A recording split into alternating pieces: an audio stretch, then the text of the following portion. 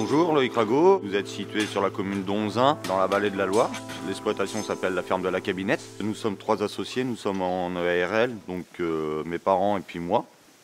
À côté de ça, nous avons une ouvrière à plein temps et 2 apprentis. L'exploitation se compose de 200 chèvres laitières, donc avec de la transformation fromagère. L'exploitation à côté des chèvres se compose est en polyculture élevage.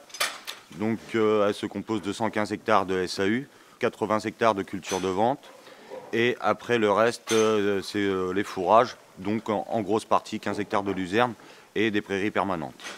La ration se compose pour les chèvres en partie, donc le Rumi Plus, qui est distribué le matin juste après la traite. On y rajoute du foin de prairies permanentes, dont à raison de 1,3 kg environ. Tout au long de la journée, on a un fil mobile qui passe pour distribuer le concentré laitier, donc qui est un concentré unique, et à raison de 1,4 kg par chèvre.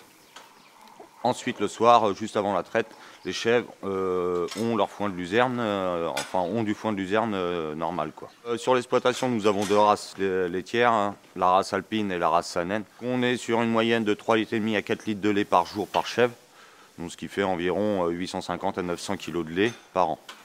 Donc on a un TB qui varie de 42 à 48 en fonction de la période de production. Et on a un TP qui planche entre 35 et 38. Nous transformons 180 000 litres de lait à l'année, pour être commercialisé après au niveau de notre magasin. L'intérêt du Rumi Plus pour moi, aujourd'hui on l'utilise depuis 15 ans sur l'exploitation. Ce qui apporte de la fibre déjà à mes chèvres, qui permet de gratter dans la panse, sachant que j'ai des foins qui ne grattent pas assez. On a des fibres qui sont vraiment fines, donc c'est ce qui me permet de rapporter de la grosse fibre pour pouvoir avoir une bonne rumination. On s'est aperçu qu'en fin de compte, après derrière, on avait un bon rendement fromager aussi derrière. Rumi Plus nous apporte, on s'est aperçu que s'il y a des moments où on l'apportait plus ou moins assez, on avait tout de suite une perte de quantité de lait, donc une perte de rendement aussi derrière, quoi. Au niveau du Rumi Plus, on n'a pas de refus dessus, on a 0 refus.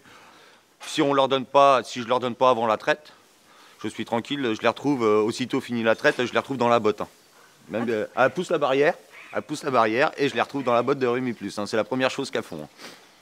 Du mois d'avril jusqu'au mois d'octobre-novembre, il est transformé environ 500 litres de lait par jour sur l'exploitation. Donc ce qui se décline en 19 formes de fromage et au total une trentaine de sortes de fromage, dont une appellation d'origine protégée qui est l'appellation Sainte-Maure de Touraine. Je suis le papa de Loïc, je suis co-gérant avec Loïc et mon épouse. Donc nous sommes 3 associés sur la RL de la ferme de la Cabinette. Sur la ferme, c'est moi qui va gérer la fabrication du fromage. Je souhaite avoir un lait de qualité pour pouvoir faire une fabrication exceptionnelle.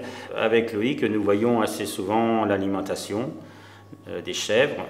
On peut voir que notre fromage, eh bien, il est très consistant. En ce moment, nous avons un rendement très net, ça fait des morceaux. Hein. À partir du moment que notre fromage n'est pas liquide, ça veut dire que nous avons un très bon rendement fromager. Donc c'est vrai qu'il est très gras et un taux protéique élevé pour avoir le rendement le plus fort possible. Depuis 15 ans environ, nous employons le Rumi Plus. Le Rumi Plus, pour nous, eh bien, je pense que c'est un bon atout pour notre fabrication, pour le rendement fromager. On peut s'en apercevoir lorsqu'il y a des défauts d'alimentation, c'est-à-dire la distribution. Eh bien, le lendemain, on s'aperçoit nettement qu'il s'est passé quelque chose au niveau de l'alimentation, puisque le rendement est moindre. L'alimentation, c'est le facteur premier au niveau de la lactation d'abord, hein, au niveau de la production de lait, ainsi qu'ensuite au niveau de la transformation.